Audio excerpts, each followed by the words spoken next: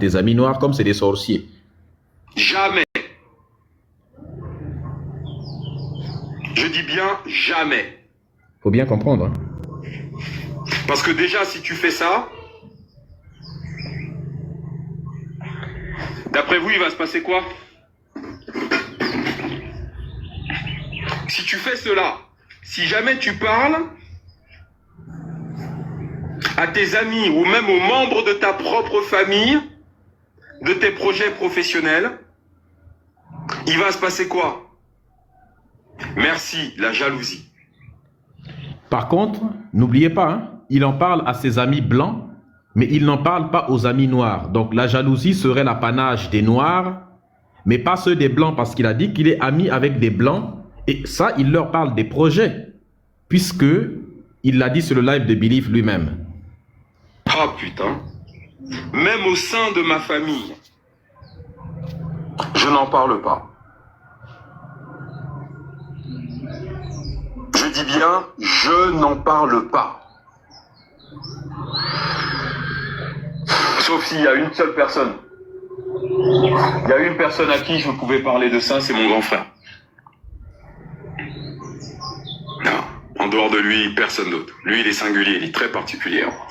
Donc j'ai beaucoup de chance. Est-ce que c'est cette vidéo-là, Roro? Mais en dehors de lui, là, personne d'autre. Oui, c'est ça, t'inquiète, ça. Personne. Même mon meilleur ami afro, qui est un Sénégalais, mon Jacques, même à lui, je ne lui disais rien.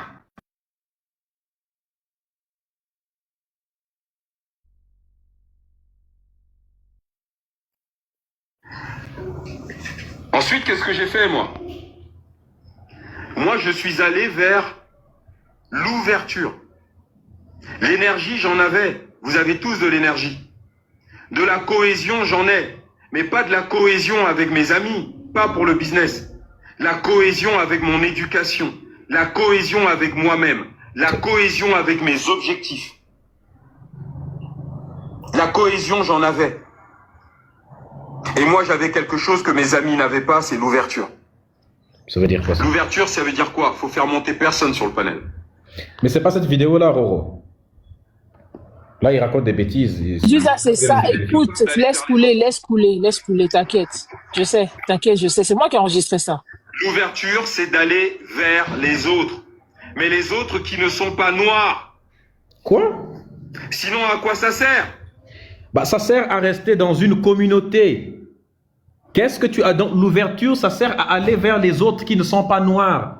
Donc, ça sert à ne pas rester dans ta communauté. Mais est-ce que s'ouvrir, c'est renier sa communauté? Mais regardez-moi des gens comme ça, là. Dans ce cas, il faut rester en Afrique. Ça veut dire quoi? Je veux dire, si je vais en Europe pour vivre avec des Noirs, bah dans ce cas-là, pourquoi je ne suis pas resté en Afrique? Pourquoi les Européens, quand les Européens partent en Afrique, ils mettent leurs enfants dans des écoles françaises, ils partent dans des boulangeries françaises, ils partent dans des supermarchés français, ils se baladent avec des Français. Pourtant, ils vivent chez vous. Mais Non, mais attends, en fait, Médusa, peut-être que tu n'as pas bien saisi le problème ici. Il demande aux Noirs qui sont à Mbeng, qui sont en Europe, d'éviter les autres Noirs. Et en même temps, il appelle à aller assassiner un Noir qu'il a vu parler avec les Blancs. Tu vois comment la dissonance cognitive fonctionne? Dans la vidéo, il clame de faire ce que j'ai fait là. C'est-à-dire aller parler avec les Occidentaux parce qu'on est en Occident. C'est dingue, hein? C'est-à-dire qu'il fait exactement la même chose. Le mec dit que lui, s'il voulait parler avec des Noirs, s'il voulait dealer avec des Noirs, s'il voulait vivre avec des Noirs, il serait resté en Afrique. Je rappelle qu'il n'a pas eu le choix de rester en Afrique parce qu'il est parti en France. Il était bébé, donc il n'a pas donné son consentement pour y aller. Et le mec dit, mais il accuse, lui, il a le droit de faire du business avec des Blancs, mais si des gens parlent avec des Blancs, là, ça devient quelque chose de mauvais. Mais juste là, fais couler la vidéo. Fais couler la vidéo. Tu seras bien choqué. Tu penses, c'est moi qui ai fait ça. Sincèrement, autant rester en Afrique. Vous faites quoi avec des Noirs en Europe, les mecs? Vous êtes fous, quoi? Les Chinois vivent entre eux. Même en France, les Chinois, est-ce que vous les voyez beaucoup se mélanger avec les Français et les Noirs et tous les autres? Les Chinois vivent dans leur communauté. La communauté japonaise ou indienne de France, est-ce que vous les voyez beaucoup se mélanger? Ils sont tranquilles, mais ils vivent entre eux. Ça n'empêche pas, ils ne dérangent pas, mais ils vivent entre eux.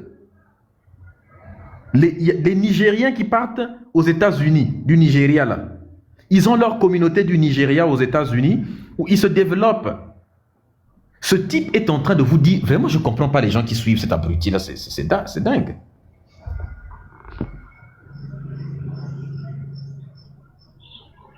Vous êtes fous comment? Bah dans ce cas, tu restes en Afrique, mon frère.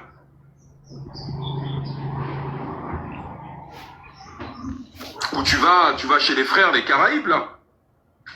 Et tu vas voir que tu vas souffrir là-bas. Hein. Yuka Africain? Yuka venir sortir des baobabs là-bas pour venir travailler aux Caraïbes? Vous voyez? Les Antillais qui m'écoutent là, est-ce que vous entendez? Où sont les Antillais qui le soutiennent? Vous entendez? Yuka sortir des baobabs là-bas pour venir rentrer. Est-ce que vous entendez? Non, j'espère que... Attendez, je vais vous remettre. Parce qu'il y a des Antillais qui sont bêtes qui suivent ce type-là. Ça, on appelle ça exacerber la haine entre les Antillais et les Africains du continent. C'est... Yuka Africain? Yuka venir sortir des baobabs là-bas pour venir travailler aux Caraïbes? Yuka Africain? Maïtès, Yuka Africain? Hein? Mais même aux Antilles, mon frère, dans les années 90, t'es mort, t'es africain là-bas. Putain, les mecs, ils aimaient pas les Africains. Déjà, rien que le fait que t'existes et que t'aies la même couleur de peau qu'eux, ben, ils avaient envie de t'en mettre une parce qu'à cause de toi, ils allaient être assimilés au fait d'être africains, c'est-à-dire nuls, pauvres. Non, lui, il allait t'expliquer dans les années 90, les Antillais et les Africains, c'était chaud, hein. Putain! Il est en train de parler de les Antillais. C'est-à-dire qu'il prend tous les Antillais, il les englobe.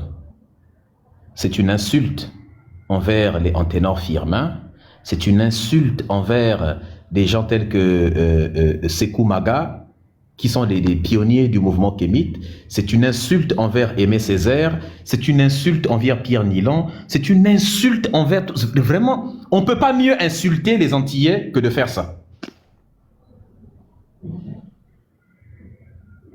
On ne peut pas mieux insulter les Antillais que de faire des choses comme ça. C'est une insulte envers Frantz Fanon.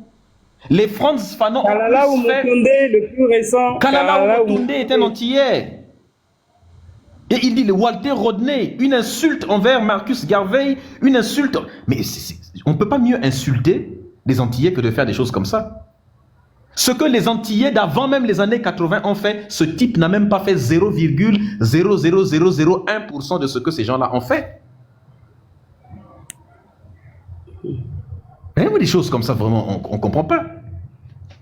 On se désolidarise de lui. Hein. C'est pas notre frère. Hein. Il faut pas que... C'est pas un kémite. Hein. C'est pas un kémite, ce gars. Attention, eux, ce ne sont pas des kémites. Hein. Eux, ce sont des fétiches de merde. Nous sommes des kémites. À ne pas confondre.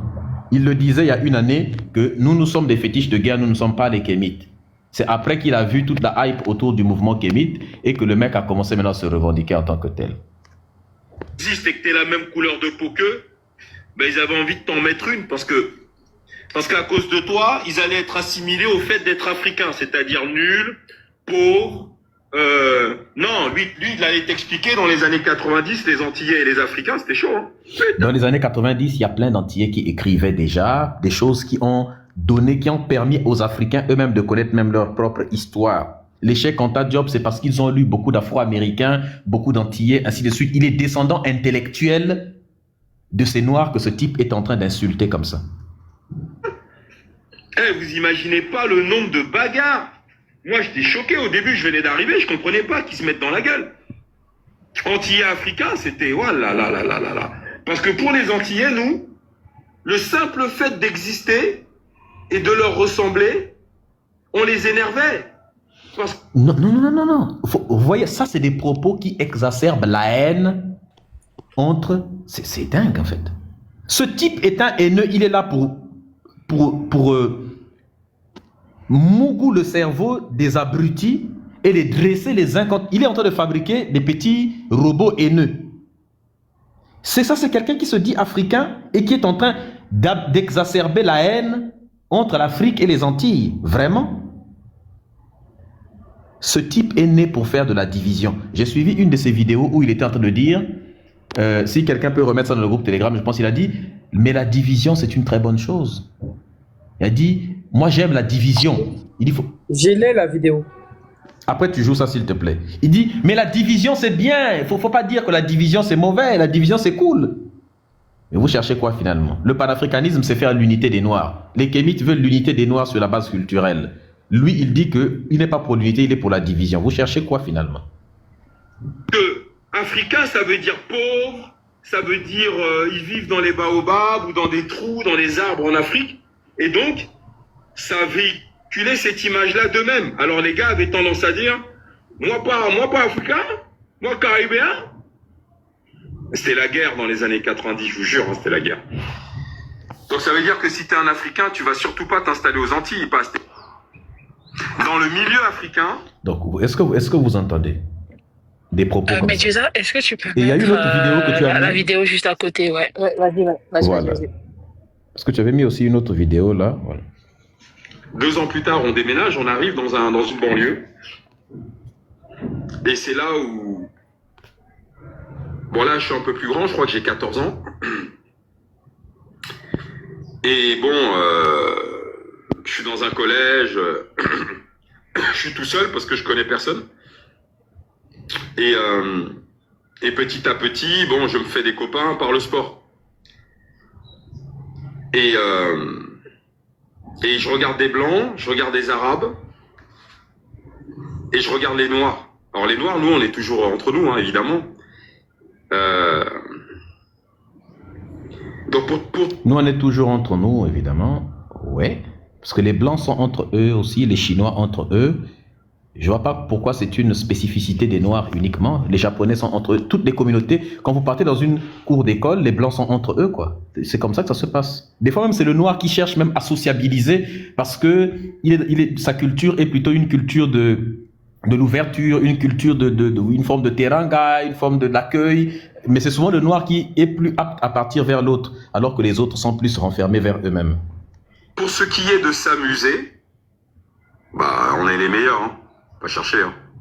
Je veux dire, tu t'amuses pas avec un blanc. Un blanc, c'est comme une grue, quoi. C'est tout raide, ça sait pas danser, c'est bizarre, ces gens-là. Bon. Ça, c'est une façon de complimenter le blanc, mais comme il y a des noirs... C'est ironique. Voilà, c'est ironique, mais en gros, sous-entendu, un blanc, il est tout raide, mais c'est quelqu'un qui y réfléchit, il pense, il est direct, pragmatique. Le noir, il sait que danser. Ça, c'est... Écoutez-moi attentivement ce que je vais vous dire. Ça, c'est ce que Cheikh Anta Diop a dénoncé lorsqu'il a dit qu'il y a des Noirs qui ont réussi à codifier des idées nazies du prétendu... Attendez, je vais vous lire ça parce que c'est parfois... Il faut faire parfois des choses comme ça. Je vous lis ça, c'est dans Nation Nègre et Culture. Écoutez exactement ce que Cheikh Anta Diop dit en critiquant ce que ce type-là vient de faire tout de suite là. Vous allez vous rendre compte à quel point certaines personnes n'ont jamais évolué. Bah, naturellement, il n'a jamais lu Diop. Écoutez ce que Cheikh Anta Diop dit. Il dit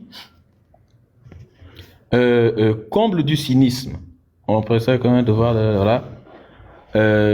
Tout au plus reconnaîtra-t-on au noir des dons artistiques liés à la sensibilité animale inférieure, c'est-à-dire la danse, le divertissement, la musique uniquement. Telle est l'opinion du français Joseph Arthur de Gobineau, précurseur de la philosophie des nazis, qui dans son livre célèbre de l'inégalité des races, décrète que le sens de l'art, c'est-à-dire que l'art, la musique, la danse, le divertissement, est inséparable du son nègre.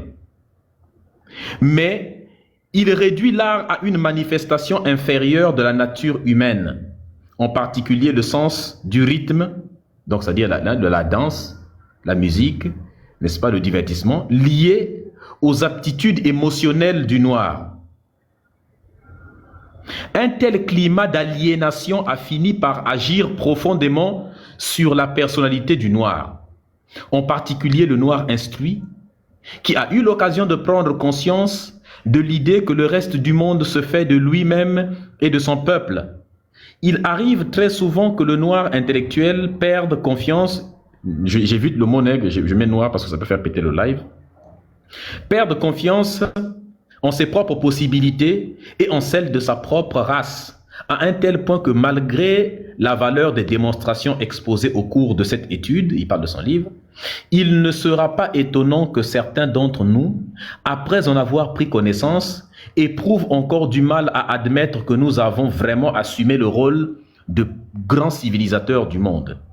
Il est fréquent que le noir d'une haute intellectualité, là on ne parle pas de lui parce qu'il n'a pas une haute intellectualité, reste victime de cette aliénation, là maintenant ça parle de lui, victime de cette aliénation au point de chercher de bonne foi à codifier même les idées d'une prétendue dualité, du nègre qui serait émotif, créateur d'art, et du blanc qui serait fait de rationalité. C'est ainsi que s'exprime de bonne foi un poète noir africain dans un vers d'une admirable beauté, entre guillemets, l'émotion est nègre, la raison est hellène, Léopold Sédar Senghor. Donc, il critique dans ce passage-là, pour ceux qui veulent la référence, c'est Nation Nègre et Culture de Cheikh Anta Diop, de la page 54 à la page 55. Donc, il a critiqué, il dit, les Noirs qui disent souvent que, oui, le Noir, c'est un être nous, les Noirs, on est bon pour la musique, nous, les Noirs, on est bon pour la danse, pour le divertissement. Il dit, ce sont les idées de Arthur de Gobineau. Et je rappelle que pour ceux qui ne connaissent pas, quand Arthur de Gobineau a écrit ça, le Noir n'a jamais été intellectuel. Toi, le Marocain, là, je te bloque, espèce de chameau.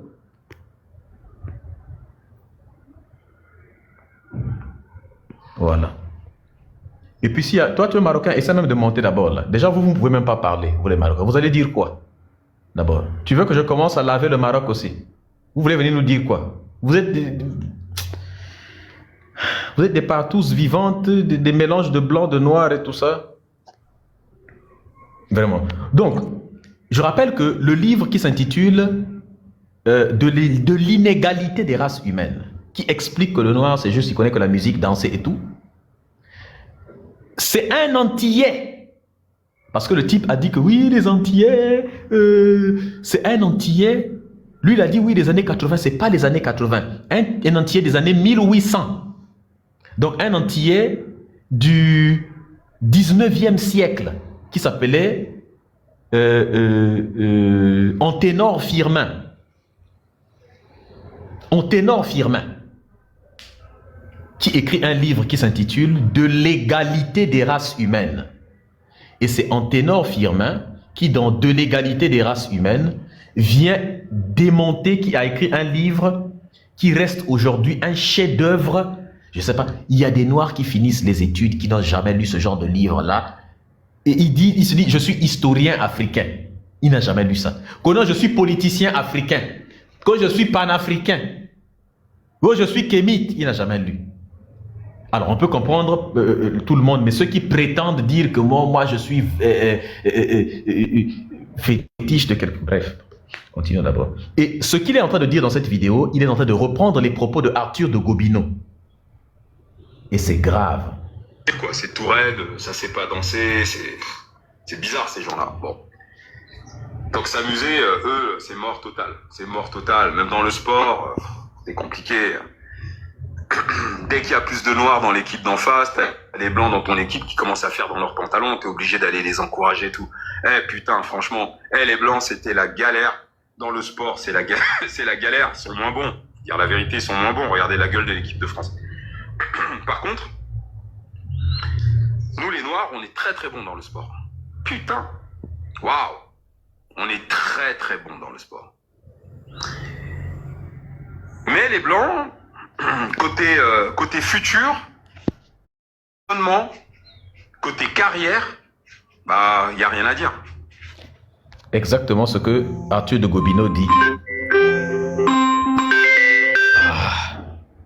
Exactement ce que Arthur de Gobineau dit, que le blanc est fait de rationalité, est un être qui est fait côté raisonnement, côté business, côté futur, il a dit. Mais ça veut dire quoi côté futur? Alors, recommençons. Le futur, c'est la capacité à prévoir l'avenir. Autrement dit, ce type est en train de dire que le noir n'est pas capable de prévoir l'avenir. Que le noir est un individu qui, le business, il pense pas trop. Que le noir est un individu qui n'a pas la capacité de raisonner. Mais, donc lui, c'est divertissement. Il a dit côté divertissement, les blancs, ils sont pas bien sport. Donc le noir serait un individu qui, c'est houga, houga, houga, le corps physique. Ça, c'est très raciste, c'est ce que disent les blancs. Le corps physique seulement, hein, quand il faut courir derrière un ballon, d'accord?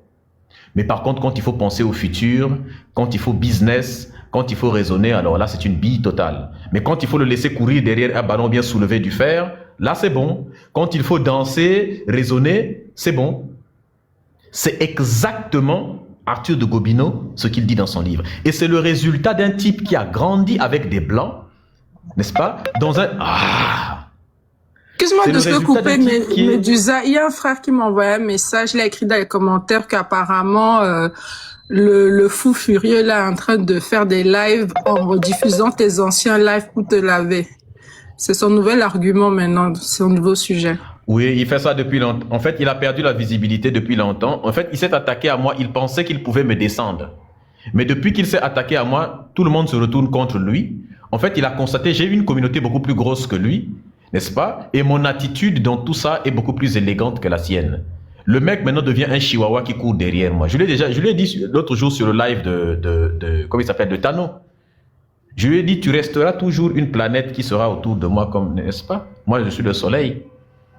Il a dit que et maintenant son truc c'est d'aller sur YouTube, aller prendre des extraits de vidéos. Mais même les extraits de mes vidéos qu'ils prennent, quand les gens écoutent, ils se disent, mais attends. À part ce que toi tu es en train de marmailler sur ces vidéos-là, il n'y a rien de mauvais qu'il dit dans la vidéo en fait. Le mec il était afro-centré depuis longtemps. Est-ce que tu vois un peu? Donc en fait il raconte des bêtises à chaque fois. Il fait maintenant des lives sur mes lives à moi. Il fait des lives sur moi, il prend mes propos, il essaie de caricaturer, de manipuler.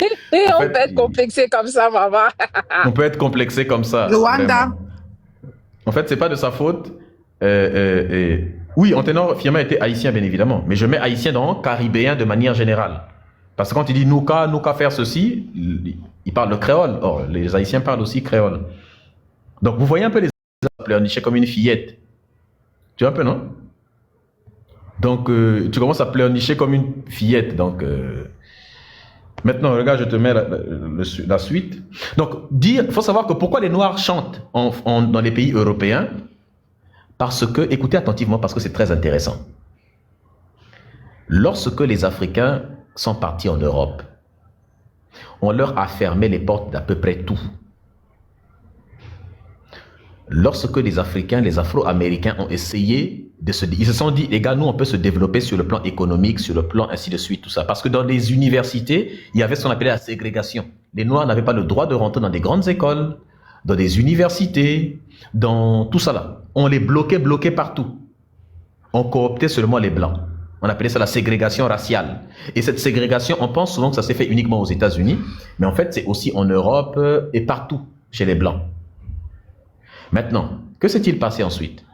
Les Noirs ont démontré aux yeux du monde qu'ils pouvaient se développer. Ils ont créé leurs propres banques, leurs propres entreprises, sont devenus, n'est-ce pas, ils ont créé leurs propres écoles, ils ont été très diplômés. Et dans la ville de Tulsa, eh bien, les Noirs avaient créé leur propre communauté et elles étaient très puissantes. Plus puissantes même que certaines communautés juives. Vous savez ce qui s'est passé? De toute l'histoire des États-Unis, la seule fois où les États-Unis ont bombardé les États-Unis, c'était le Black Wall Street dans la ville de Tulsa. C'est le Black Wall Street dans la ville de Tulsa. Pour dire aux Noirs, vous, si vous voulez réussir, que ça reste dans le domaine du sport ou dans le domaine de la musique. Mais si c'est dans le domaine là, vous n'allez pas réussir. Les domaines de la musique n'étaient pas contrôlés, en fait, tout le monde se foutait un peu de ça. Domaine du sport, les gens se foutaient un peu de ça. Mais dans le domaine, tous les autres domaines, c'était verrouillé. Les Noirs, il ne leur restait que la musique et le sport. Alors, beaucoup se sont engouffrés dans les seules brèches qu'on leur laissait. C'est pourquoi vous voyez que... Et en plus, comme le Noir, tout ce qu'il touche là, il le fait très bien. Et les Noirs se sont illustrés, c'est-à-dire voilà pourquoi vous avez des grands musiciens et des grands sportifs.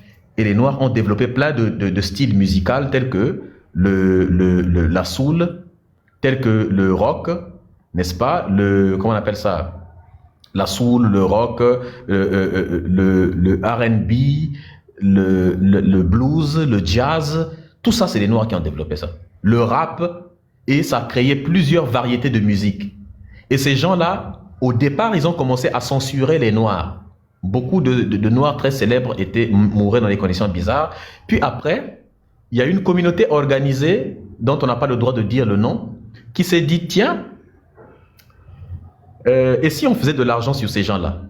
Ils ont créé plusieurs labels, ils ont créé l'industrie de musique, et ils contrôlaient maintenant l'industrie de musique. Et ces Noirs qui chantaient l'argent qu'ils gagnaient, eh bien c'est plus d'autres personnes qui s'enrichissaient. Et c'est pourquoi des gens comme Michael Jackson voulait maintenant racheter ses droits musicaux, dominer lui-même maintenant le côté musique là, de la musique. Et c'est voilà pourquoi dans sa chanson They Don't Really Care About Us, il dit Jew me, sue me, Jew me. Il parle des Jews, ça veut dire juif. Donc Jew me, sue me, il parlait des juifs notamment. Et c'est l'une des raisons pour laquelle il a précipité sa mort, hein, parce que cette chanson-là, juste après, il y a des interviews. Allez écouter son interview au tribunal quand il s'exprimait de manière ouverte sur ça. Le mec, il commençait maintenant à soutenir la Palestine, des choses comme ça. Et comme par hasard, le mec, il est mort après. Tout ça, c'est des trucs à prendre en considération. Et même, comme il s'appelle, Kanye West, là. Mais le Kanye West, là, il a commencé aussi à dire « I'm gonna death country of Jews ». Pour dire, mais attendez, les gars, ils contrôlent tout. Malheureusement, ils appellent, c'est dingue. Écoutez la suite. Alors là, vous inversez les trucs. C'est-à-dire qu'ils sont meilleurs que nous dans ces domaines-là. Et nous, on est comme eux. C'est-à-dire qu'ils sont au business ce que nous, on est au sport, quoi. Les mecs sont forts. Les raisonnements sont puissants. Ils sont au business ce que nous, on est au sport. C'est-à-dire qu'il n'y a pas meilleure façon d'insulter les Noirs de dire que nous, on est au sport ce que les Blancs sont au business. Eux, ils sont vraiment au niveau business, ils connaissent très bien faire de l'argent. Mais nous, par contre, on est des billes matière argent. Alors que c'est faux. C'est faux. Les Noirs, on leur met à chaque fois des bâtons dans les roues pour qu'ils ne se développent pas et qu'ils se dirigent vers la drogue. Les États-Unis, la CIA, on a la preuve qu'ils ont même fait rentrer de la drogue. Ils ont tout fait. Il y a des plans où on voit que la CIA et les services secrets américains ont fait diffuser de la drogue dans des banlieues américaines. On vous garde dans la pauvreté, on vous empêche de vous développer dans tous les autres domaines et on diffuse la drogue chez vous comme ça, vos enfants vont être dédrogués partout. Et après, on vient vous dire que, écoutez, nous, on se développe dans plusieurs domaines, mais si vous ne vous développez pas, c'est à cause de vous-même. Regardez parce que vous prenez le chanvre et tout le reste. C'est comme ça. Et en plus de ça, ils ont quelque chose qui est quand même incroyable. Ils ont moins d'énergie que nous, ça c'est vrai. Mais ils ont une cohésion. Ils ont une cohésion, ils ont une ouverture. C'est faux, les Blancs n'ont pas de cohésion. La culture européenne, elle est individualiste. La culture africaine, c'est le Ubuntu. Je suis parce que nous sommes. On appelle ça la cohésion sociale. Les principes, la philosophie africaine fondamentale, c'est la philosophie de la Mahat, qui prône l'harmonie, la cohésion sociale, la paix, l'unité. Ce mec est en train d'inverser tout. C'est les Blancs qui n'ont pas de cohésion sociale. La cohésion, elle se passe plutôt du côté des Noirs. C'est des êtres qui sont toujours ensemble. Pourtant, au début de la vidéo, il a dit, les Noirs, on est toujours entre nous. C'est dingue. Nous, les Africains, on a juste de l'énergie. On n'a pas l'intelligence, on a juste de l'énergie. Il n'y a pas meilleure façon de nous insulter. On n'a pas de cohésion. Les Africains d'Europe, je parle, on n'a pas de cohésion. Et on n'a pas du tout d'ouverture. Ça veut dire que... C'est faux. Si les êtres les plus ouverts de la planète, c'est les Africains. C'est les Africains qui se métissent même le plus avec les autres, alors que les autres nous rejettent. Va dire aux gens du Front National. Où est-ce que l'Africain a développé des théories pour racistes? Quel intellectuel africain a développé des théories de hiérarchisation des races? Exactement, de l'énergie, donc l'esclavage. Il répète, ce type est en train de vous répéter du Arthur de Gobineau. C'est dingue, hein? Un noir qui arrive en Europe, déjà entre noirs, on a de la cohésion que pour danser, pour draguer les filles et pour faire du sport. C'est pas danser, draguer les filles, faire du sport. Danser, draguer, donc s'envoyer en l'air, c'est exactement ce que les racistes disaient.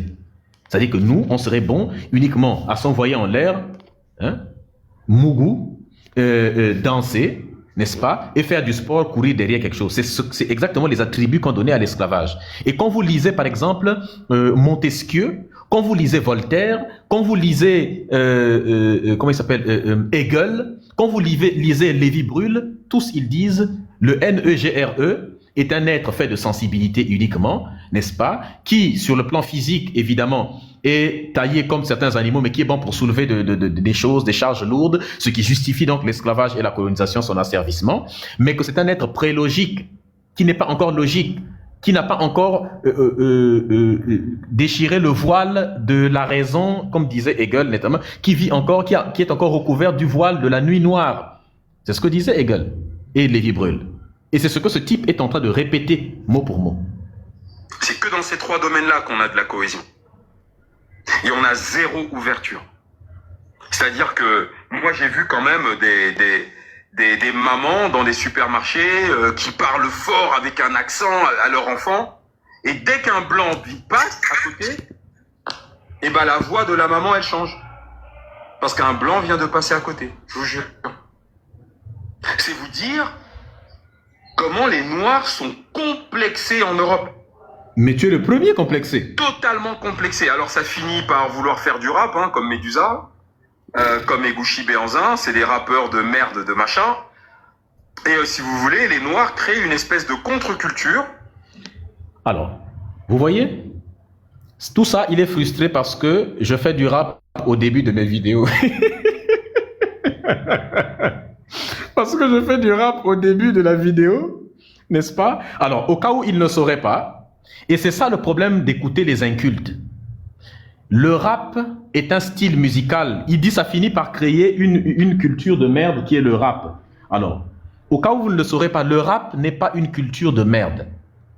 Le rap est un style musical que les Noirs utilisaient pour chanter, pour psalmodier leur souffrance dans les champs d'esclavage. N'est-ce pas? Ils les transformaient en poèmes, n'est-ce pas, dans lesquels ils exprimaient leur mal-être, ils exprimaient leurs aspirations, n'est-ce pas? Et c'est comme ça que le rap a commencé à apparaître dès le début. C'est une poésie, c'est un art de rimer les mots. Et le rap est l'héritier même comment on appelait ça? Le rap, le gospel, le blues, le blues sont des styles de musique qui sont des héritiers parce que quand les Noirs sont partis là-bas, ils chantaient les cantiques africains. Les cantiques africains, dans les langues africaines, les gens chantaient ça quand ils étaient en train de ce qu'on appelle le quilombo. Le quilombo, n'est-ce pas? C'est des groupes africains. Je ne parle pas du quilombo que vous connaissez, qu'ils étaient partis, mais le mot quilombo à l'origine, ce sont des groupes d'Africains, d'initiés, qui chantaient des cantiques africains dans les langues africaines, avec des poèmes africains. Et ce village-là, qu'on appelait Quilombo, c'était en honneur justement à ça, parce que les gens chantaient là-bas. Voilà pourquoi aujourd'hui même, au Congo, dans les Congos, là, vous voyez, les mamans, là, les groupes de chants dans les églises, elles appellent ça le Quilombo, où elles chantent en langue traditionnelle les chansons pour Jésus, ainsi de suite. Mais en fait, ils ont juste transformé. Et comme les gens ne pouvaient pas, il était interdit de parler leur langue et de chanter leur langue dans des champs d'esclavage, alors ils ont commencé à chanter dans la langue du colonisateur, mais en reprenant les mêmes accents, les mêmes trucs là, les mêmes trucs africains. Et comme on leur a interdit de chanter autre chose que Jésus à l'église, alors ils ont commencé à chanter maintenant Jésus, des choses comme ça, et les autres ont commencé à utiliser les mêmes styles de poèmes africains pour chanter maintenant leur mal-être, leurs difficultés. C'est comme ça que le rap commençait. Mais ils n'avaient pas d'instrument de musique. Ils étaient des esclaves. Quand ils se retrouvaient un peu entre eux, mais n'est-ce pas, ils tapaient sur les bancs. Et c'est comme ça qu'ils commençaient à parler. Ah, ça va être très bien. Maintenant, pour améliorer le truc, ils mettaient des rimes. Ça se termine de la même manière. Et c'est comme ça que ça a produit un style musical qui ne nécessitait pas d'instruments pour égayer, n'est-ce pas? Où les gens chantaient leurs difficultés, mais aussi se clashaient un petit peu, ce genre, pour montrer. Et c'est comme ça que le rap est né. Et le beatbox et tout le reste. L'inculte. Ce type est un inculte. Moi, quand je rappe à chaque début de mes vidéos, je l'ai toujours dit, c'est pour rendre hommage. C'est pour rendre hommage et pour casser l'idée selon laquelle les intellectuels ne peuvent pas faire du rap parce que le rap serait un truc de racaille, un truc de voyou. Non. Ce n'est pas un style de voyou, de racaille. Ça a été racaillisé bien après. Mais en réalité, rapper, c'est rendre hommage à nos ancêtres qui ont créé ce style musical et qui ont souffert. Voilà pourquoi l'intelligence, c'est important. Lire Roger Bastille, les Américains noirs. Merci beaucoup, Côte d'Ivoire. Allez lire. Non, mais les gens sont dingues. Qui est mélangé de pauvreté, d'assistanat, parfois de drogue, faut dire la vérité, de prison, voilà. Et parce que, ou sinon, ils vont percer dans le sport, la musique. Mais combien?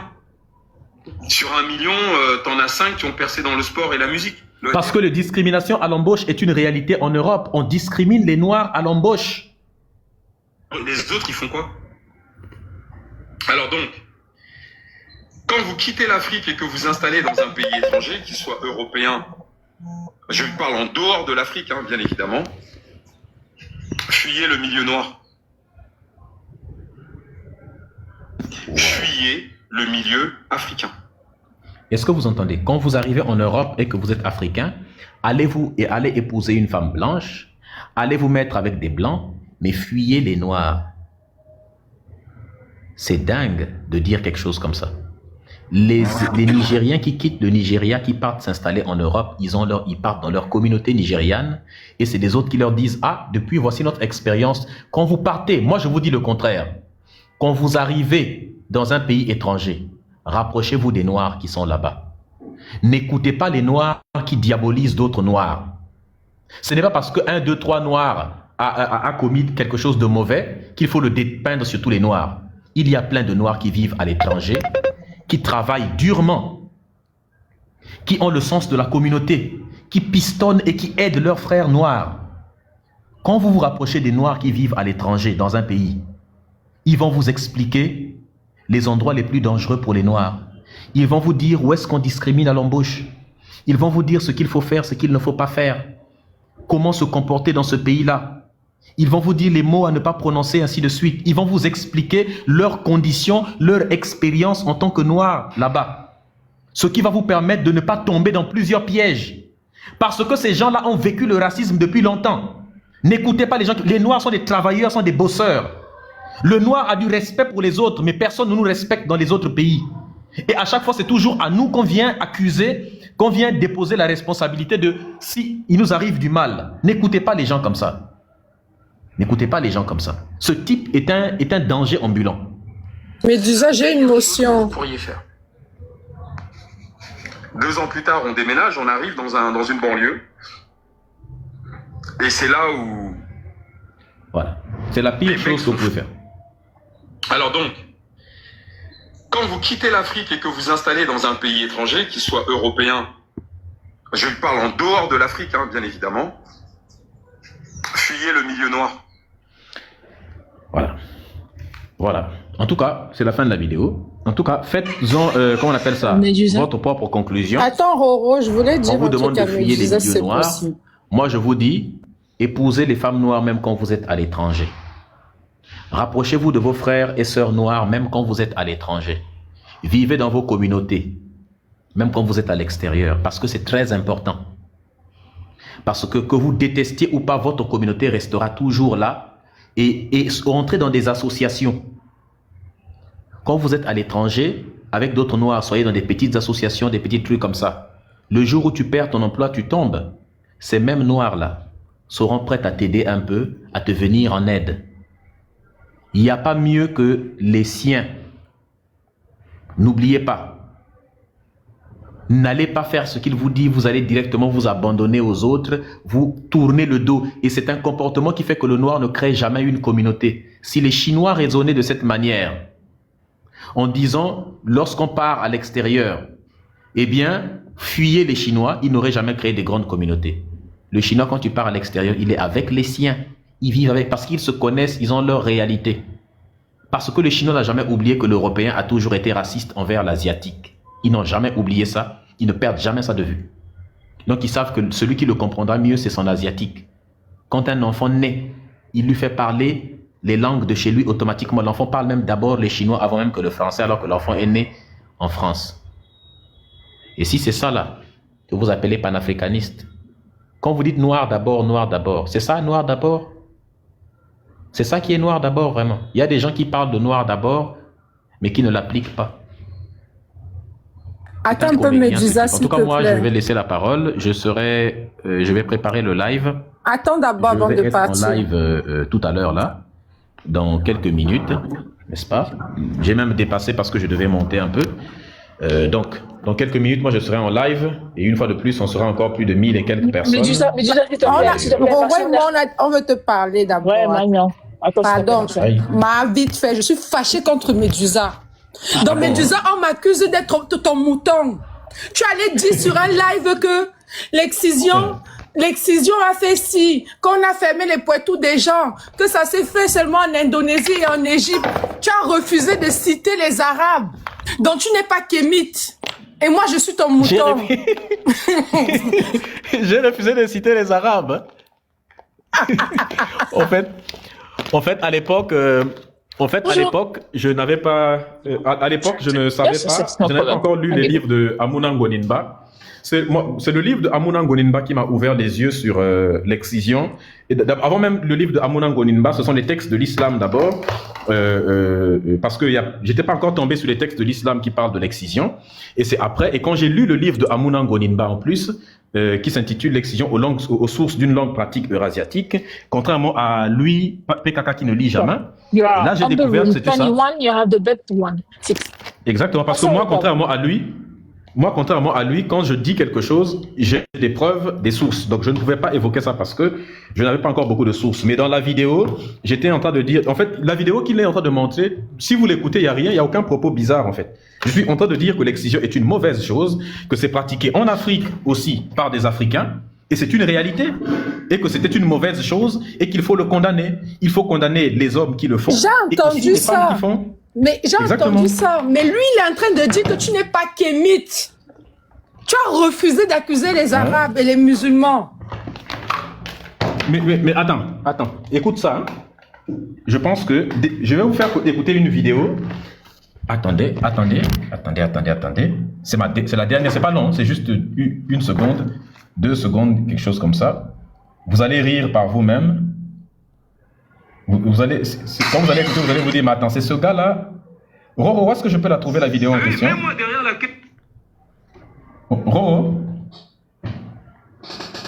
Roro? Je crois qu'elle offre. Oui. Ah, elle est là. Oui, où est-ce que je peux trouver la vidéo là? Moi, la meilleure culture, c'est la culture arabo-musulmane. Ça, je sais pas, je pense que il faut demander à Amazon. C'est Yenenga. Amazon, tu connais? C'est Yenenga qui a cette vidéo-là.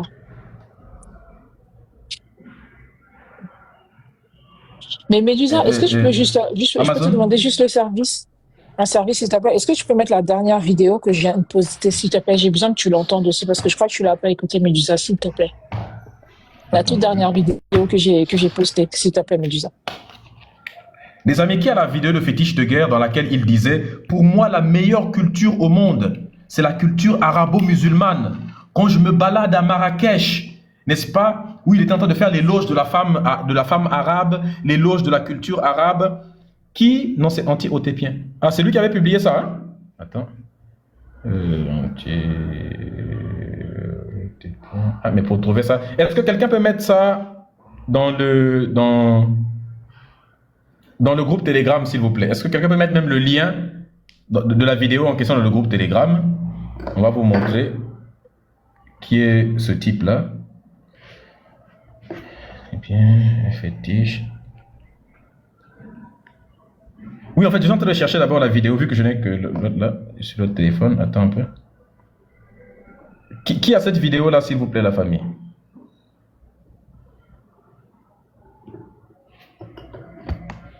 Est-ce que vous pouvez mettre le lien? Si vous avez mis le lien dans les groupes Telegram, s'il vous plaît, dites-moi.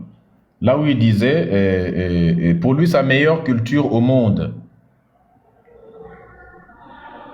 Attendez, je vais dans le groupe Telegram. Après, je mets la vidéo là. La vidéo du truc là, le lien. Mettez-moi le lien, s'il vous plaît, la famille.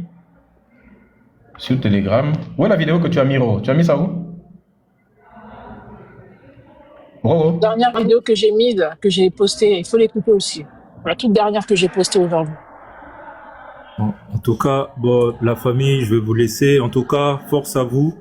En tout cas, ne lâchez rien. Il faut faire tomber ce vieux fou là-bas. Allez. Ciao, ciao. Il est déjà tombé. Il est déjà tombé. Je sais. Taguez-moi sur la vidéo en question, s'il vous plaît, la famille. Ou alors, mettez le lien de la vidéo dans le groupe Telegram, s'il vous plaît. Le compte... Écoute-la, s'il te plaît. Je ne suis pas aussi choquée. Hein. Écoute-la, je t'en supplie. Vraiment. La dernière vidéo que tu as postée. La dernière vidéo que j'ai postée. Écoute-la, s'il te plaît. Tu seras choqué. Hey, mets-moi derrière la caisse, tu me mets une petite blonde là avec ses yeux bleus. Tu vas voir, tout le quartier va venir acheter. Pourquoi tu me mets une noire derrière la caisse? Oh. Qui a envie en France d'être accueilli par un noir? Personne. Personne. Ouais. Quelle est la communauté en France qui a le plus d'argent? C'est les blancs et les juifs. Bon bah mets-moi une petite juive là derrière la caisse. Ok. Eh oui. Donc, ça dit que voilà, n'embauchez pas vos propres sœurs, n'embauchez pas vos propres frères. Pourtant, dans les restaurants chinois, c'est les Chinoises qui sont des serveuses. Dans les boutiques chinoises, ils mettent des Chinois. Les Arabes, les Maghrébins, là. Citez-moi un Maghrébin qui embauche des Blancs. Bien sûr, c'est Fétiche qui dit ça.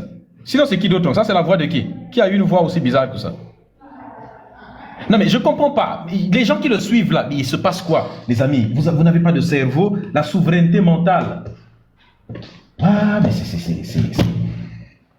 c'est d'une gravité. Mais en fait, si vous voulez vous rendre compte à quel point c'est grave ce qu'il dit, dites-vous, et si c'était un blanc qui disait ça? Et si c'était un blanc qui sortait ce genre... Si ça sortait de la bouche d'un blanc. Si ça sortait de la bouche d'un blanc. Imaginez l'état dans lequel les noirs seraient. Mais comme ça sort de la bouche d'un noir, ça y est, ça passe. N'est-ce pas? Ah oui, mets-moi derrière la caisse, tu me mets une petite blonde là avec ses yeux bleus. Tu vas voir, tout le quartier va venir acheter. Pourquoi? Et je rappelle qu'il a dit une fois sur une vidéo que... après la vidéo, il a dit que la meilleure femme pour lui, c'est la femme arabe. Il a aussi dit que lui, c'est les femmes japonaises. Vraiment, c'est des femmes incroyables. Voilà pourquoi il parle souvent des mangas. Il fantasme sur la femme japonaise. Il a aussi dit ça sur un live. Ah oui, mets-moi derrière la caisse, tu me mets une petite blonde là avec ses yeux bleus. Tu vas voir, tout le quartier va venir acheter. Pourquoi tu me mets une noire derrière la caisse? Oh! Pourquoi tu me mets une noire derrière la caisse? Putain. Qui a envie en France d'être accueilli par un noir? Personne. Personne. Ouais. Quelle est la communauté en France qui a le plus d'argent? C'est les blancs et les juifs. Bon bah mets-moi une petite juive là derrière la caisse. Ok. Mais d'où quelqu'un va refuser de les acheter parce que le serveur est noir? Des blancs même embauchent des serveurs noirs. Dans les boutiques, des blancs, ils embauchent même des noirs pour mettre là-bas. Ils ne donnent pas aux noirs des postes élevés, mais ils veulent bien les mettre serveurs, ils veulent bien les mettre réceptionnistes. Mais qu'est-ce qu'il raconte l'autre? C'est pas possible. Oui, tu vas voir que tout va changer parce que le problème des Africains, comme vous l'avez remarqué, c'est la jalousie. Si Il dit le vrai jaloux lui-même, n'est-ce pas? Le premier véritable jaloux. tu mets une Africaine derrière la caisse, tous les noirs du quartier là vont boycotter ton commerce. Parce que tu as ta part, ils n'ont pas leur part. C'est faux ça. Depuis quand des noirs ont déjà boycotté une boutique dans leur quartier parce que la réceptionniste était un hôtel parce que la réceptionniste est noire, une boutique parce que comment on appelle ça, les gens qui font, comment on appelle ça, les gens qui prennent l'argent là au comptoir là. La caissière. La caissière était une, merci beaucoup, parce que la caissière était une noire, ou alors dans les trucs là, parce que dans les... c'est complètement dingue en fait. Tu veux montrer quoi à qui? Tu vois, c'est comme ça qu'ils réfléchissent. Tu comprends? Maintenant, Si tu mets une petite blanche, tu vois, les yeux bleus, gentils et tout là, hein? Voilà, qu'elle soit brune ou blonde, ce n'est pas le problème. Mais à partir du moment où elle n'est pas noire, tu vas voir que tout le quartier va venir acheter chez toi. Oh, merde. Mais c'est les gars, mais c'est quoi ça vraiment? Mais c'est quoi ça? Il est en roue libre. C'est comme ça. Il est en roue libre et la vérité sort. Voilà les conséquences d'avoir grandi que avec des blancs, de n'avoir eu que des amis blancs. Tu finis par codifier les idées racistes que ces blancs-là. En plus, parce que les blancs avec lesquels il a grandi, c'est pas n'importe quel blanc. Hein. C'est des blancs, les enfants des grandes familles de France, qui sont des enfants qui n'ont jamais rencontré vraiment des noirs, ce genre de choses. Donc ce type est c'est un bounty. C'est ça qu'on appelle un bounty. C'est une pastèque, ce type. Vous le voyez vert à l'extérieur, mais en fait, il est tout rouge dedans. C'est dingue. Quand tu vis dans un pays étranger, mon frère, n'oublie pas une chose. Tu dois t'adresser à ceux qui ont de l'argent. Ceux qui ont de l'argent, ce sont les blancs. Pourquoi ta caissière est noire? Oh! Pourquoi l'accueil de ta boutique, il y a des noirs si ceux qui ont de l'argent sont des blancs? Ça serait insensé. C'est insensé? Ben voilà, c'est de la logique. Ce n'est pas, la vidéo est finie, mais ce n'est pas de la logique, c'est de la bêtise. Donc tu es en train de dire qu'il faut justifier le racisme, il faut légitimer le racisme, puisque c'est l'argent, tu es prêt à virer tes propres sœurs noires pour remplacer par une blanche. Mais c'est... En gros, bah c'est pas grave, rentrons dans le jeu raciste des blancs, nous aussi faisons comme eux, discriminons les nôtres pour faire plaisir aux blancs. Hein? Surtout, il ne faut pas, ne faisons pas comme Médusa l'aurait fait. Lui, il aurait embauché une noire, n'est-ce pas, pour normaliser. Et tous les autres noirs auraient embauché des noirs pour normaliser le fait que tu ne viennes pas. Si tu ne veux pas acheter parce qu'il y a une noire à la caisse, casse-toi, j'ai pas besoin de ton argent. Tu ne veux pas venir acheter dans la boutique parce que la serveuse est noire. Mais fous le camp avec ton argent en réalité. Tu ne veux pas venir dans un hôtel parce que la réceptionniste est noire. Mais casse-toi avec ton argent. Qu'est-ce qu'on en a à faire d'un raciste? Par contre, je vais justifier le racisme, n'est-ce pas? Je dis, tiens, les racistes ne veulent pas de ma soeur noire. Mais c'est pas grave, je la dégage et puis je mets une fille blanche. Ma soeur noire que j'ai dégagée, elle n'aura plus d'emploi, elle sera pauvre, elle a peut-être des enfants. On s'en fout. Les histoires de panafricanisme, là, c'est sur Internet, n'est-ce pas? Sur TikTok, voilà, kémite, panafricaniste, ainsi de suite, n'est-ce pas? Fétiche de merde, n'est-ce pas? L'Afrique, les traîtres. Mais dans la vraie vie, attention, là, c'est pas pareil. Dans la vraie vie, n'est-ce pas? On jette les nôtres aux orties. Dans les vraies vies, on discrimine nous-mêmes, on discrimine les nôtres comme le blanc. On soutient le blanc dans la discrimination contre les nôtres pour lui faire plaisir. C'est dingue. Si vous voulez continuer à suivre des malades mentaux comme ça, continuez. Hein? Mais ça, on appelle ça de la maladie mentale. Il n'y a pas meilleure façon de détruire sa propre réputation. Et ce type est en train de s'auto-détruire comme ça. Il est en train de se détruire lui-même, petit à petit. Il devient entièrement fou. Oui. Tu as posé on n'embauche pas les Noirs, on n'investit pas en Afrique, voilà. Tu as posé une question. Parce que ces Noirs-là envoient de l'argent en Afrique. Oui, oui. Je disais que tu as posé une question tout à l'heure très pertinente, Médusa, que je vais y profiter pour poser à ses suiveurs, à ses ouailles, parce qu'ils sont là en commentaire, et ils sont d'ailleurs très nombreux. Quand vous-même vous avez écouté ce qu'on vient d'entendre là, qu'est-ce que vous suivez chez cet individu? Qu'est-ce qu'il y a de panafricain, d'africain en lui? Parce que depuis j'ai écouté le commentaire. La chose la plus facile au monde, c'est de trouver des parallèles entre le message de Kamgeng et le message de ceux qui ont plombé l'Afrique. Médusa vous a parlé de Hegel, Voltaire. Kamgeng dit que les Noirs ne comprennent pas. Ils ne sont pas doués. Eux, c'est juste la danse, le divertissement. C'est la même chose que disait Hegel. Peut-être que tu n'as pas précisé, Médusa. Hegel avait précisé que le nègre représente l'homme naturel, dans l'homme à l'état primaire, dans toute sa sauvagerie et sa pétulance. Fin de citation. Kamgen dit que quand il veut se détendre, c'est avec les noirs. Par contre, dans les grands sujets, les noirs ne vont pas comprendre. Donc lui, il va avec les blancs. Le parallèle, je ne sais pas si quelqu'un est capable de me donner un message de Kamgen qu'il va mettre en parallèle avec celui de Anténor Firmin, de Benito Sylvain ou de Marcus Garvey. J'attends. Moi, je vois des parallèles entre son message et le message des fossoyeurs de l'Afrique. Il dit que tu as dit qu'il fantasmait sur les Asiatiques, il fantasme sur les Chinois. Les seuls qu'il dénigre, c'est les Africains. Et tu parlais de Voltaire. Voltaire, en plus c'est un Français, hein. L'autre, il partage la nationalité. Voltaire nous a bien gratifié d'un superbe cadeau dans le traité de métaphysique, c'était au XVIIIe siècle. Les Blancs sont supérieurs aux Noirs, comme les Noirs le sont aux singes, et les singes le sont aux huîtres. Une belle hiérarchie. Ce qu'on vient d'écouter est en parfaite harmonie avec ce que tu disais. C'est-à-dire, je ne sais pas, je me pose la question chaque fois que j'entends cet individu, combien de clos et de boulons vissés y a-t-il dans la tête de ceux qui le suivent? J'entends des gens qui me disent, mais avant je le suivais, il était intéressant. Ça fait 2 ans que je connais ce type. Peut-être que c'est quand je ne suis pas là qu'il est intéressant.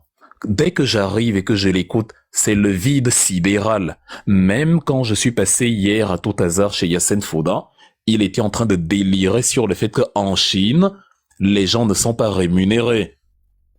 J'étais obligé de dire à Arsène Fouda maintenant que quand il est monté sur le panel que chef, en Chine, les députés sont rémunérés.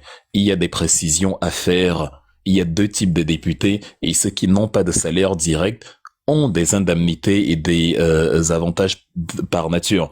Maintenant, les autres du comité permanent sont payés comme partout dans le monde.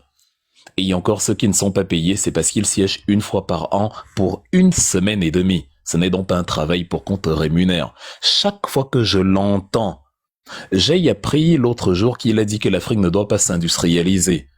On a rappelé ici que c'était la position que défendait Helmut Kohl. En 87, il était chancelier allemand du début des années 80 jusqu'en 98.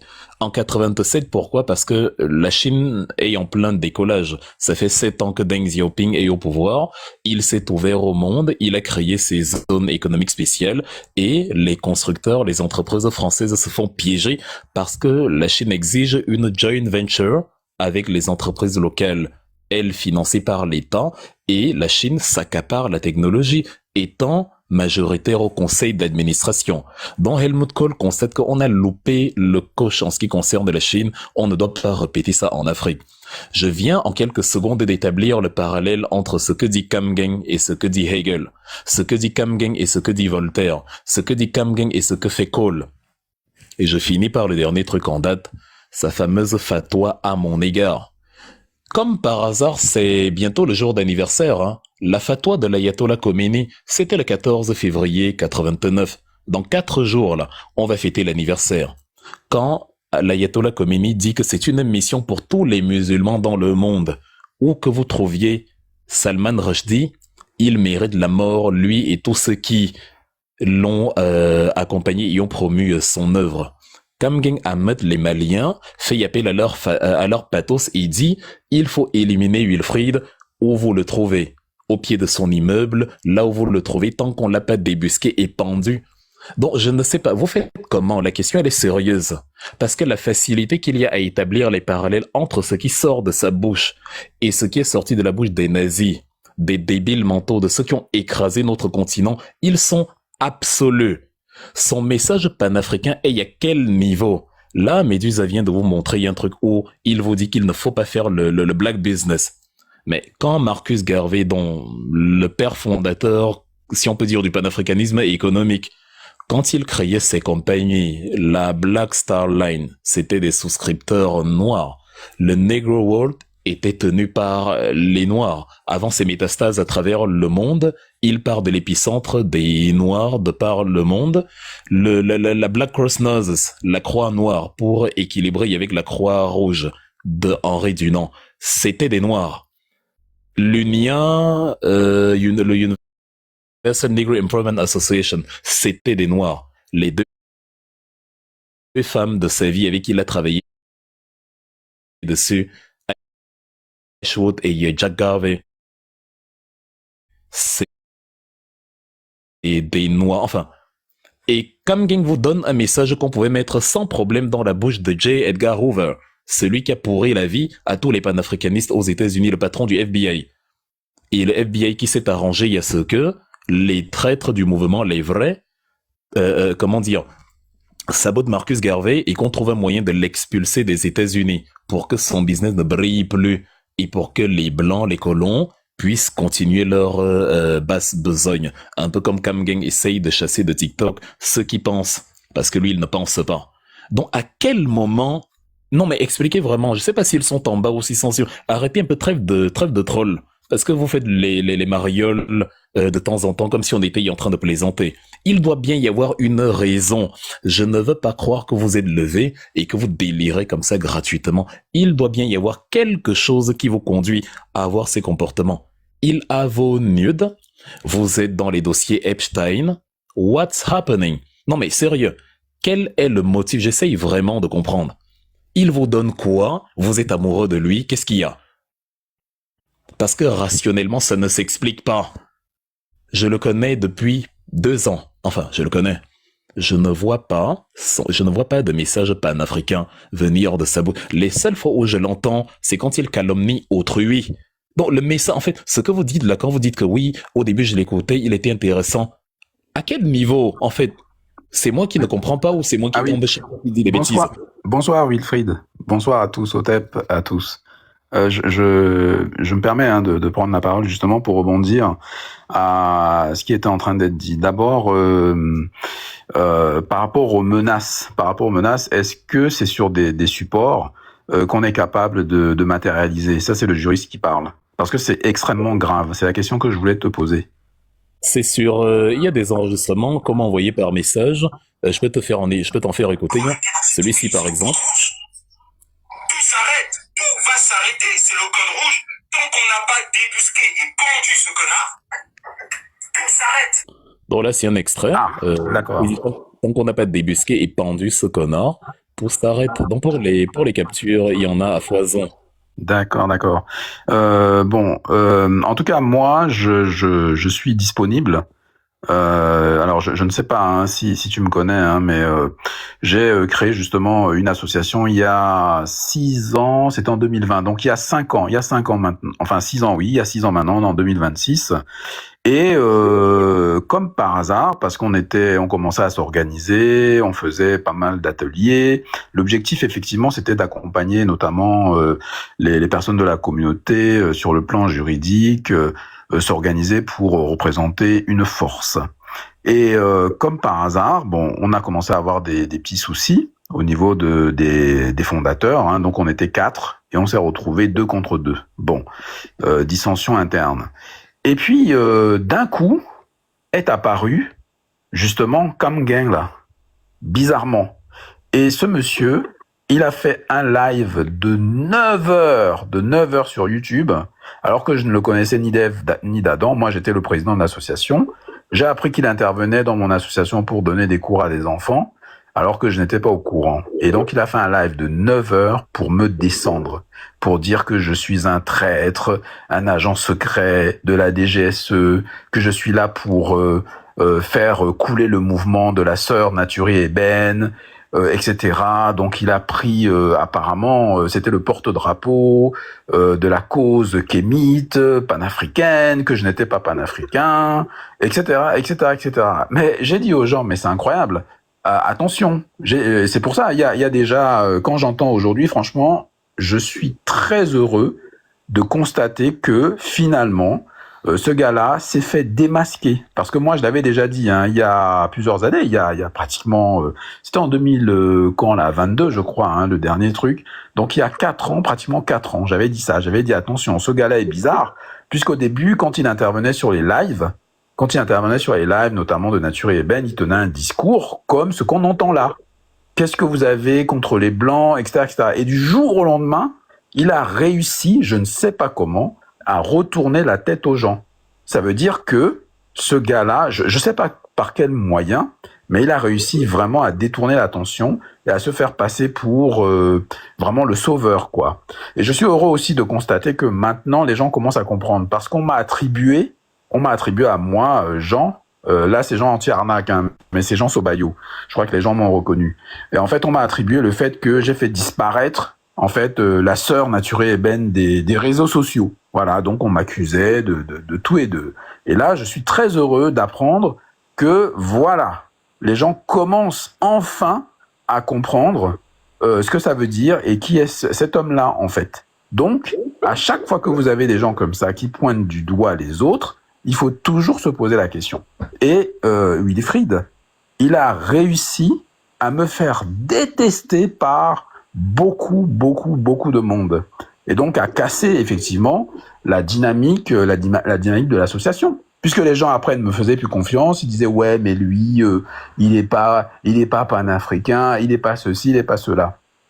Et j'ai dit d'ailleurs dans un live, j'ai dit attention, les gens qui parlent trop là, qui te disent qu'ils sont ceci, sont cela, attention. Par contre, dans les actes, tu vas voir qui est qui, en réalité.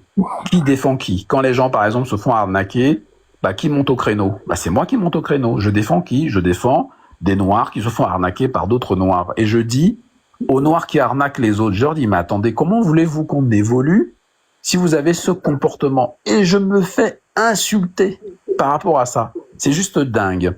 Sinon, que dire d'autre sur ce personnage? Il faut dire aussi que ce monsieur est impliqué quand même dans des transactions immobilières très suspectes. Et justement, on est en train de regarder. On est en train de regarder avec toutes ces affaires-là, son comportement. Maintenant, j'apprends qu'il y a des menaces très très sérieuses. Et effectivement, j'ai écouté tout le live depuis tout à l'heure.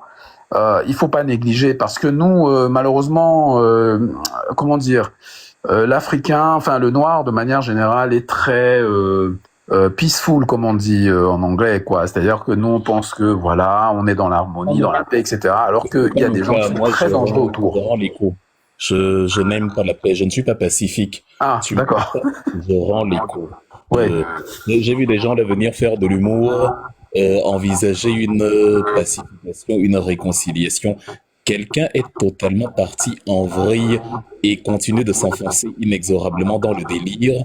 Et on va me bassiner avec l'amour du prochain ou je ne sais quoi. Non, c'est lui mon prochain, je n'aime pas mon prochain et c'est totalement assumé. Et tu vois, il y a un fanat, c'est-à-dire c'est une épée de Damoclès qui pèse sur ta tête jusqu'à la fin de ta vie. Tu ne sais pas à quel moment l'une de ces chèvres fanatisées, peut-être que quelqu'un l'a déjà écouté et a déjà entrepris d'amorcer la manœuvre dont j'ai déjà précisé, il y a qui veulent entendre que s'il m'arrive quelque chose dans les prochains jours et si mon garçon n'a pas de papa, ce sera la faute à Kwame Kamgang.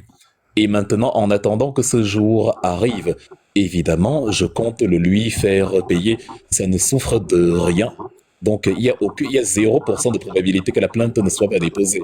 C'était une information que je venais donner et non un avis que je cherchais à obtenir si je dois déposer la plainte ou non. Le pacifisme légendaire des Noirs dont on parle, ça ne me concerne pas. Ouais, en tout cas, on est là. Hein. Si tu as besoin, tu peux me contacter, il n'y a pas de souci. Puisque bon, ces individus, on les connaît. Et ce qui est très grave, parce que j'ai même vu dans quelques commentaires, depuis, ça fait donc 4 ans qu'il a commencé son travail de sape et ça a très bien marché parce que il y a des gens encore aujourd'hui qui m'en veulent parce qu'ils sont persuadés que j'ai fait du tort à soi-disant la sœur Naturi. En fait, les gens des fois sont très bêtes en réalité. Franchement, les gens sont très bêtes des fois. Faut quand même qu'on soit réaliste. C'est-à-dire que vous avez un mec qui vient comme ça parmi vous, qui vous raconte de belles paroles. Il n'était pas là avant. Vous savez même pas d'où il a débarqué. Nous, qui étions là avant, qui avons construit quelque chose, on peut penser ce qu'on veut. Ce sont les actes qui comptent. Combien de personnes vous avez tiré de mauvaises situations? Combien de personnes vous avez sauvées? On peut dire ça comme ça, que vous avez défendues. Combien de personnes vous avez aidées en sortant votre propre argent? Ce sont des choses concrètes. Et le gars est allé leur raconter que j'avais escroqué ma propre association en fin de compte, que la sœur Naturie avait donc fait une cagnotte, que je suis parti avec, déposer ça dans une banque en Belgique, à l'étranger, etc. Bon, bref, on a fait un live, on a montré toutes les preuves. On a montré justement la sœur Naturie, on a montré des captures d'écran où elle était en train de les insulter en disant « Regardez-moi, c'est con », etc., etc. Mais les gens sont comment ? Les gens, franchement, moi, je me pose la question. On leur a expliqué tout de A à Z, que cet argent-là, qu'est-ce que vous vouliez que ces gens-là fassent avec? Nous, on n'était même pas d'accord pour qu'on organise une cagnotte. Et comme ils étaient nombreux, bah, on les a laissés, on a dit, bon, bah, écoute, voilà. Et après, derrière, ils n'ont pas compris que la dame Naturie qu'ils suivaient, c'était la pote de ce Patrice Kamgen. Les gens ne comprennent rien à rien. Et que cette même dame, alors qu'elle appartenait à une association, c'est-à-dire qu'on était 4 fondateurs, donc des choses se font de manière régulière, qu'elle a mis pour cette cagnotte au départ son propre relevé d'identité bancaire, d'accord, qu'elle a donné sa propre adresse, voilà, et ça a bloqué parce que la plateforme a dit, mais madame, c'est pour le compte d'une association, donc vous pouvez pas mettre vos propres coordonnées personnelles, c'est tout. Qu'est-ce que les gens veulent ne veulent pas comprendre? C'est pour ça qu'on a eu des problèmes dans l'association. On a fait un live, on a tout expliqué, tout ça est public. Et après, on m'a attribué la disparition de la sœur Naturie. Parce que voilà. Mm-hmm.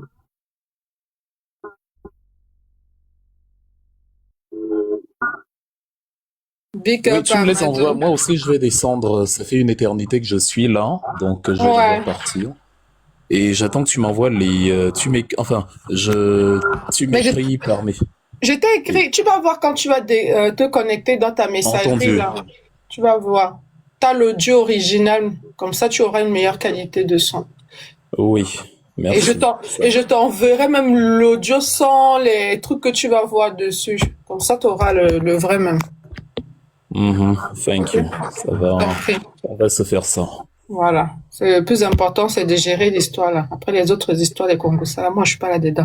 Oui, Courage à vous tous. En fait, la vérité, parfois, elle est difficile à entendre. Les gens parlent de la maths, mais la réalité, c'est que il faut quand même se poser des bonnes questions. Celui qui était le frère, c'est-à-dire Fétiche de Guerre, qui était le pote, le frère de combat de Naturie et Ben, voilà celui-là que maintenant on a démasqué. Ne soyons pas bêtes, les amis, soyons intelligents, réfléchissons 2 secondes. Voilà, moi, le gars m'a jeté en pâture avec tous ces gens-là. Je suis désolé, hein. Ils ne vous ont pas dit la vérité, évidemment.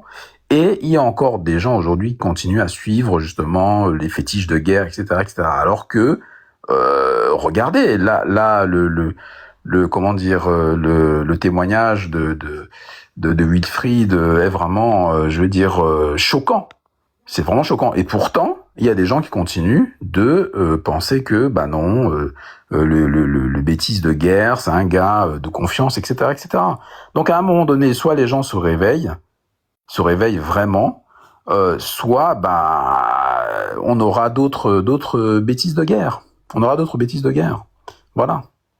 Donc moi, en tout cas, je suis très content. Je suis très content de constater qu'avec le temps, finalement, bah les gens se rendent compte de qui est qui. Et ça ne fait que commencer. Ça ne fait que commencer. Donc voilà. Voilà. Alors les gens qui sont parfois dans les commentaires, qui se cachent et qui, me comparent même à Fétiche de Guerre, venez donc ici me poser des questions et me parler. Moi, je dis toujours aux gens, moi je suis ouvert, hein.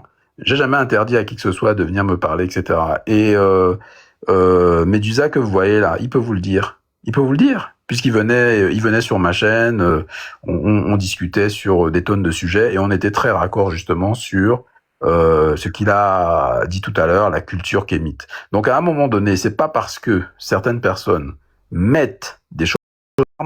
Premièrement, il faut quand même dire la vérité.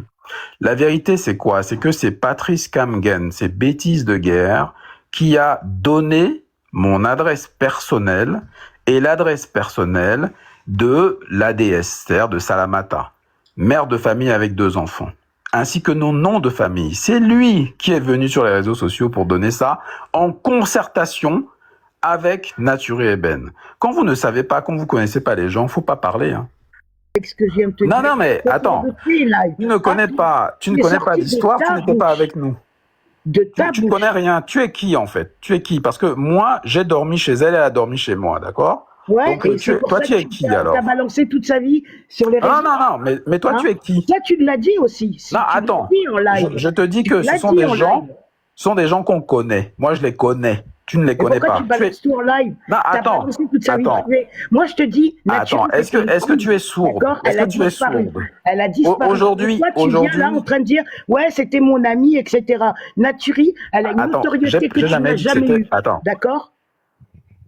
Alors, soit tu veux qu'on discute, soit tu veux savoir la vérité, soit tu refuses la vérité. Donc, je répète, nous, on était là dans notre coin, on parlait de personne.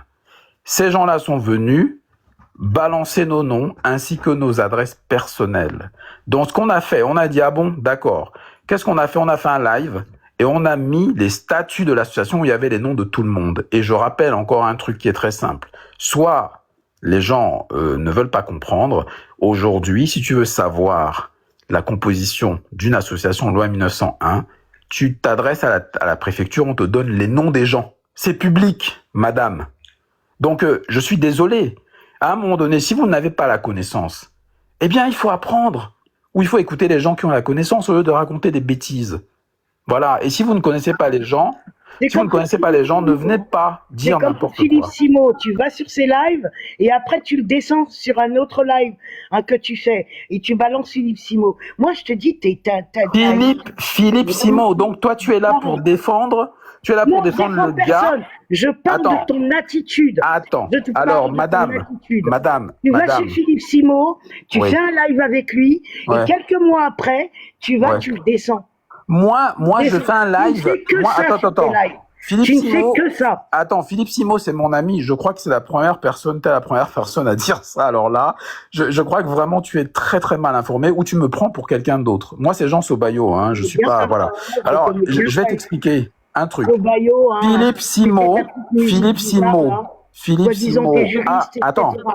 Attends. Tu es contente. Toi, tu es contente que Philippe Simo prennent de l'argent aux gens comme ça. Tu es contente des formations poulet, tu es contente de le Back to Africa, le gars qui veut que les gens aillent faire des financements en Afrique alors que lui, il les fait ailleurs, en Occident, etc. Toi, tu es contente quand quelqu'un comme Philippe Simo ne paye pas ses collaborateurs. Et il va même au tribunal raconter n'importe quoi pour qu'une personne innocente aille en prison. C'est ça la communauté. C'est ça que tu veux nous vendre aujourd'hui avec les Philippe Simo et compagnie. Non mais sérieux. Non, mais ce que je te reproche, moi, personnellement... Oui, bah, dis-moi ce que tu me reproches, ouais. Tu as une double veste, tu retournes ta veste. Hein, tu vas sur ton live, là, à l'instant, tu viens de dire que c'est mon ami, et après, tu fais des lives. J'ai dit que qui est mon ami? J'ai dit que qui est mon ami? Philippe Simo, t'as dit que c'était ton ami aussi? J'ai dit que Philippe Simo est mon ami. T'as dit que c'était ton ami aussi? Attends, j'ai dit que Philippe Simo est mon ami? Oui, tu non, mais sérieux, je sais pas qui est cette dame. Attends, moi j'ai dit que Philippe Simo est mon ami. Non mais sérieux, t'es sérieuse toi? Alors réécoute le live. Si Philippe Simo, mon ami, c'est la meilleure du... J'ai entendu la même chose. Hein. Bah, je sais pas, mais j'ai entendu la même chose. Non. Revoyez le live, les gars, là, parce que là, franchement, c'est n'importe quoi. Dire que Philippe Simo est mon ami, mais je crois qu'il y a des gens qui vont être morts de rire. Philippe Simo, l'ami de Sobayo, vous plaisantez ou quoi? C'est elle qui dit que je vais sur ses lives et que je fais copain avec lui. Dans ton intervention, tu as dit qu'il est ton ami. Moi, j'ai entendu la même chose. Moi, je l'ai entendu, il l'a dit il n'y a même pas 2 minutes.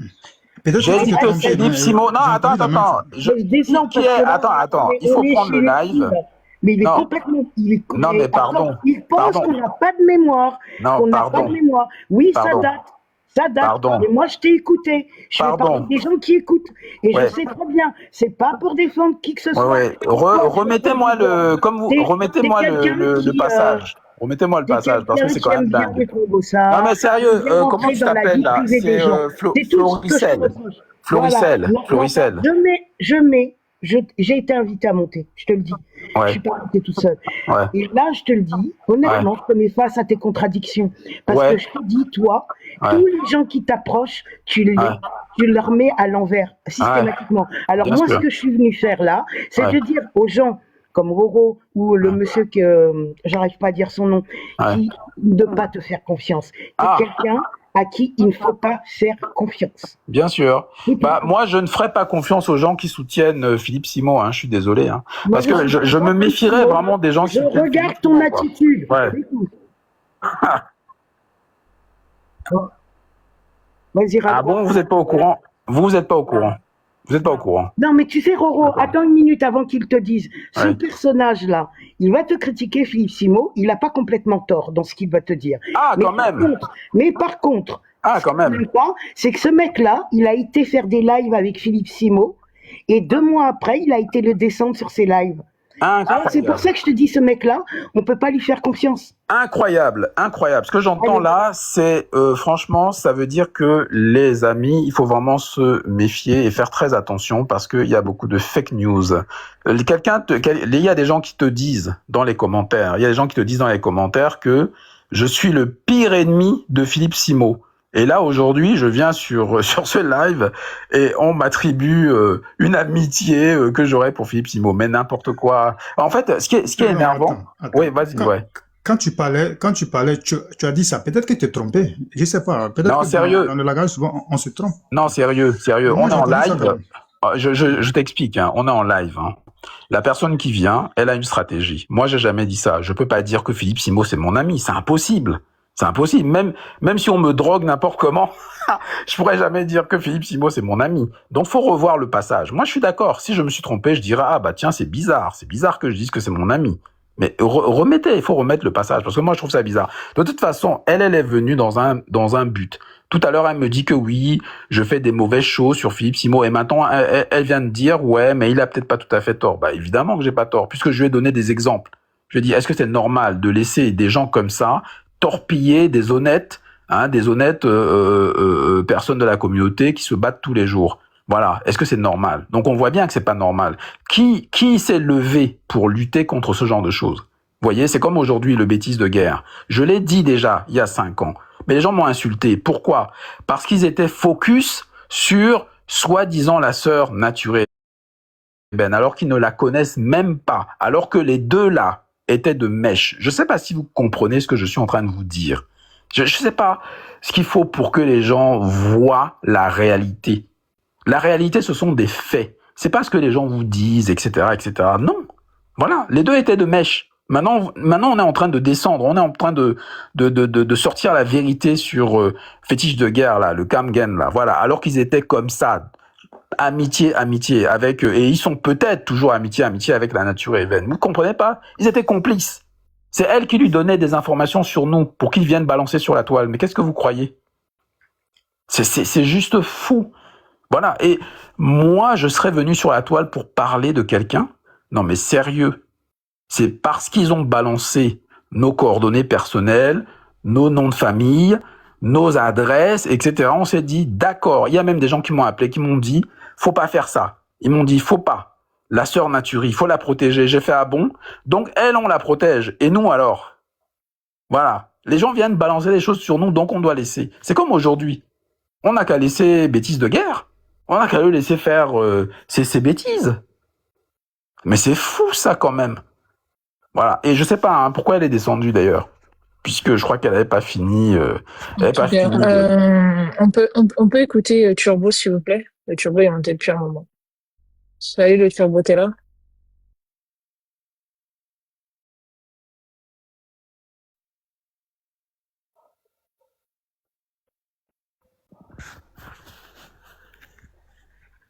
Le Turbo, t'es là ou pas? Est-ce que le Turbo est là?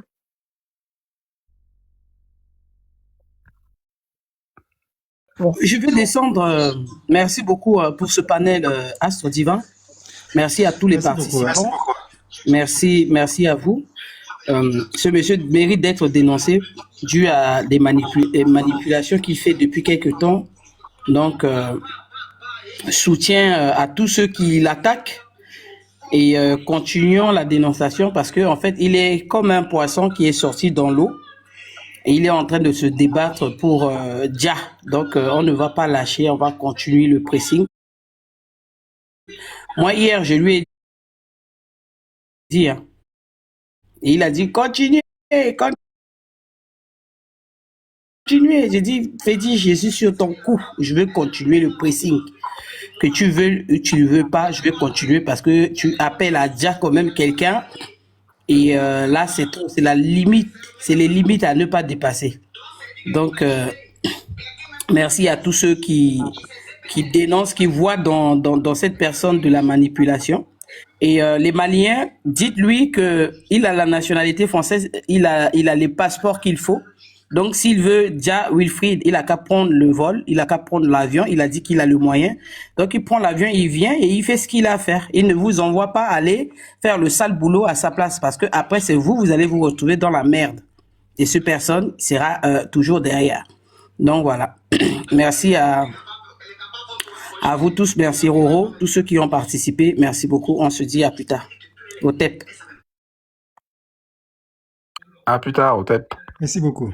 Peut-être. Merci, Amazon. Bah, écoute, moi, je vais aussi, je pense que c'est le live tire à sa fin. Ça fait un moment, on va te laisser te reposer, notamment Astre Divin. Mais ce que je tiens à rappeler, c'est que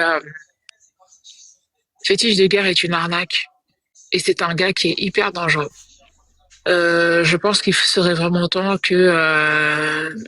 qu'on se mette clairement tous ensemble pour l'affronter, pour le mettre face à ses contradictions et surtout qu'il nous parle de lui. Parce que comme par hasard, il a fallu que comme par hasard, nous sortions, d'accord, ces fesses dehors pour que effectivement, ils sortent les insanités sur le peuple noir qu'il est en train de sortir maintenant. En fait, on se rend compte qu'on est face à un bounty, un mec qui a jamais été pour l'Afrique, un gars qui méprise les siens, quelqu'un qui méprise totalement sa communauté, qui n'a eu aucun amour pour elle, qui est en train de lâcher des bombes maintenant et qui est en train d'appeler au meurtre. C'est très grave ce qui se passe. Donc vraiment, mettons-nous ensemble pour soutenir Wilfried. Pour ceux qui peuvent et qui le veulent, bien sûr, contribuant à sa cagnotte, parce que c'est important qu'il puisse enfin avoir un exemple. Ouais, ce sera un très bel exemple, même si c'est un mec qui est approché de très près, par les familles présidentielles. D'ailleurs, on va encore bien fouiller de ce côté-là. C'est très important. Jean anti-arnaque, j'aurais besoin, s'il te plaît, que tu m'écrives une box pour que tu me parles de l'affaire qu'il a actuellement, qui est au tribunal. Puis j'essaye de voir un petit peu ce qui s'est passé avec mes petites infos à moi, c'est important. Bref, je t'attends une box, s'il te plaît. Ok, y a pas de souci. On va pas dévoiler on va pas le dévoiler ici. C'est très important. En tout cas, j'ai vraiment besoin que tu m'écrives sur ça. J'ai aussi besoin que toutes les personnes qui savent, qui sont au courant de des histoires judiciaires qui sont actuellement en cours, m'écrivent inbox, c'est très important pour que je voie un petit peu avec mes recherches, que j'essaye un petit peu de voir. Bref, en tout cas, je me comprends. Je vais descendre. Merci infiniment, Astre Divin, au TEP à toi, et merci pour le travail que tu as fait. C'est un travail incroyable, et merci beaucoup pour la communauté. Ciao. Merci beaucoup pour ta présence, pour le temps que tu as passé avec nous. Avec plaisir. On espère se revoir les prochains jours. Si le frère Thibaut n'est pas là, vraiment, on va arrêter les lives. Merci beaucoup pour tous ceux qui ont suivi les lives. Et on espère se revoir les prochains jours. Merci beaucoup. Passez tous une bonne nuit.